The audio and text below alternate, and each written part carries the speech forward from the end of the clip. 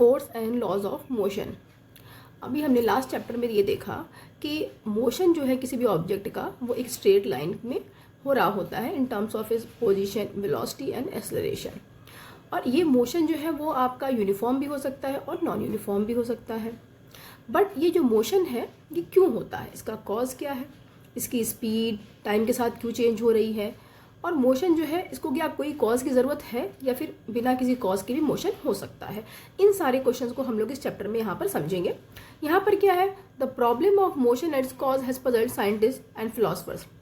भाई हमने यहाँ पर देखा कि बहुत सारी साइंटिस्ट ने बहुत सारे ऑब्जर्वेशंस किए कि आखिर मोशन होता कैसे है, क्यों होता है, इसका रीज़न क्या है। तो हमने क्या किया, सिंपली एक बॉल है on the ground, when given a small hit does not move forever. अगर हम लोगों ने एक कोई बॉल है उसको हमने ज़मीन पर हिट कर तो वो हमेशा लंबे टाइम तक वो मूव नहीं कर रही होती है, ठीक है। तो यहाँ पर है observation suggest that the rest is the natural state of an object. हम ये मान सकते हैं कि कोई भी ऑब्जेक्ट नेचुरल स्टेट में है अगर वो रेस्ट में है तो, ठीक है।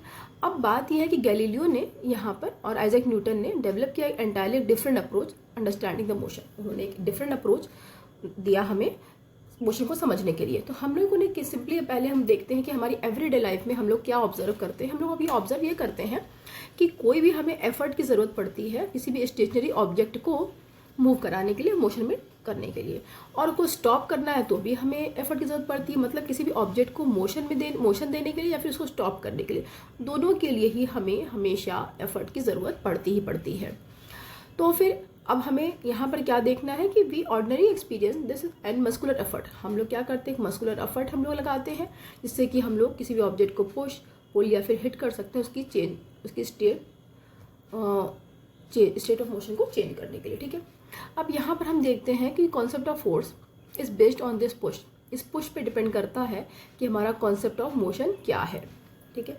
तो हिट, पुश और पुल ये इस पे डिपेंड करता है कि हमारा कॉन्सेप्ट ऑफ मोशन यहाँ पर क्या है। अब हम यहाँ पर देखते हैं कि अगर हम बात करें सिर्फ फोर्स की, यहाँ पर no one has seen, tested और फेल्ट अ फोर्स। किसी ने भी नहीं टेस्ट किया है नहीं फेल्ट किया है इस फोर्स को, ठीक है। अब हम आगे आते हैं, इस फोर्स को नहीं हम देख सकते और नहीं हम फील कर सकते हैं।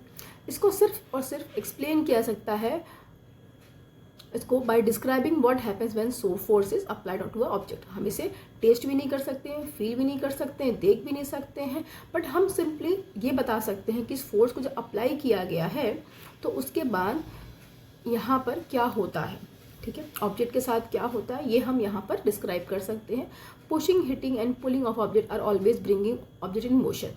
अगर हम ये करते हैं तो हमारा ऑब्जेक्ट हमेशा मोशन में ही आता है, या तो पुश करो या तो पुल करो या तो फिर हिट करो। तो हमें इन्हीं सारी कंडीशन में हमारा जो ऑब्जेक्ट है वो हमारा मोशन में होता है, ठीक है।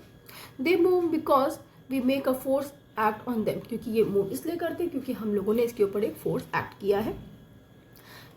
तो पिछली क्लासेस में हम लोग ये ऑलरेडी पढ़ चुके हैं कि यहाँ पर जो है जब हम लोग force can be use to change the magnitude of the velocity, ठीक है। हम मैग्नीट्यूड वेलोसिटी का चेंज करने के लिए हम लोग फोर्स को अप्लाई करते हैं। इससे क्या होता है, ऑब्जेक्ट मूव करा तो फास्टर या फिर स्लोवर और to change the direction of motion, इसको करने के लिए भी हम यूज़ करते हैं फोर्स को। फोर्स की हेल्प से हम लोग किसी ऑब्जेक्ट का शेप चेंज कर सकते हैं, किसी भी ऑब्जेक्ट को हम लोग पुश पुल करके हम लोग उसको उसके शेप में चेंजेस ला सकते हैं, और साथ ही साथ हम उसकी स्पीड को इंक्रीज़ भी कर सकते हैं और डिक्रीज़ भी कर सकते हैं, ठीक है। हम आगे बढ़ते हैं। अब हम आते हैं यहाँ पर ये बैलेंस्ड और अनबैलेंस्ड फोर्स यहाँ पर क्या होता है। भाई जाहिर सी बात है, हम लोगों ने क्या किया, हमने एक टेबल ले लिया, हम लोगों ने यहाँ पर हमारे पास एक ऑब्जेक्ट है, हम लोगों ने सिंपली क्या किया, यहाँ पर हम एक फोर्स इधर की तरफ लगा रहे हैं और एक फोर्स इधर की तरफ लगा रहे हैं।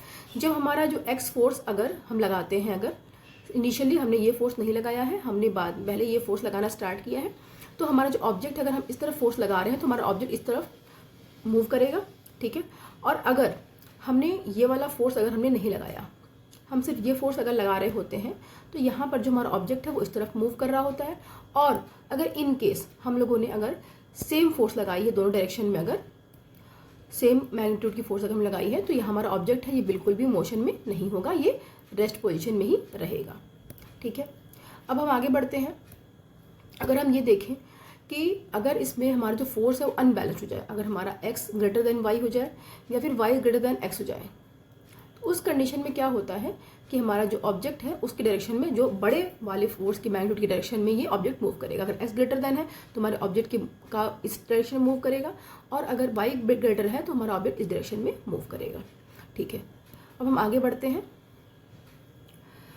अब हम ये देखते हैं कि अगर हमारा कोई भी ऑब्जेक्ट है, अगर हमें यहाँ से मूव करना है, ये बच्चे यहाँ पर मूव कर रहे हैं ऑब्जेक्ट को, तो यहाँ पर हमारे पास एक फिनोमेना ये काम करता है कि ऑब्जेक्ट को जब हम लोग यहाँ मूव कर रहे होते हैं तो हमें यहाँ पर एक फोर्स लगाना होता है, बट हमारा सरफेस से ये हमारा जो लगा हुआ है, हमारा ये जो ऑब्जेक्ट है, यहाँ पर भी एक फोर्स काम कर रहा होता है जिसे कि हम लोग फ्रिक्शन फोर्स कहते हैं। ठीक है, इसे हम लोग कह रहे होते हैं फ्रिक्शन फोर्स। ठीक है, फ्रिक्शन फोर्स हमेशा अगेंस्ट द मोशन होता है। ठीक है, ये क्या होता है, अगेंस्ट द मोशन होता है। ठीक है, हम ये कह सकते हैं कि हमेशा उसका मोशन का अपोज कर रहा होता है। जो फ्रिक्शन फोर्स होता है हमेशा मोशन का अपोज कर रहा होता है। ठीक है, तो ये फ्रिक्शन फोर्स ये नीचे लग रहा होता है और ये डायरेक्शन ऑफ मोशन के अपोज डायरेक्शन में हमेशा लग रहा होता है, और हमारा जो ऑब्जेक्ट है वो तभी आगे बढ़ पाएगा जिस कंडीशन में कि ये फ्रिक्शन फोर्स को ये ओवरकम कर लेगा। इसका मतलब ये है कि यहाँ पर अगर हम कोई फोर्स अगर F लगा रहे हैं और यहाँ जो फ्रिक्शन फोर्स है हमारा, अगर वो ये F1 है और ये F2 है, अगर friction force F2 is less than F1 होगा, उसी कंडीशन में ही ये ऑब्जेक्ट मोशन में होगा, अदरवाइज ये ऑब्जेक्ट यहाँ से नहीं हिलेगा। जब तक कि हमारा जो फोर्स F1 है वो F2 से बड़ा नहीं होगा, मतलब हमारा जो फोर्स है, जो अप्लाइड फोर्स फ्रिक्शन से बड़ा नहीं होगा, तब तक हमारा ऑब्जेक्ट आगे मोशन में नहीं जाएगा। और ये जो फ्रिक्शन है, फ्रिक्शन फोर्स हमारा इंक्रीज करता है जब सरफेस हमारा रफ होता है।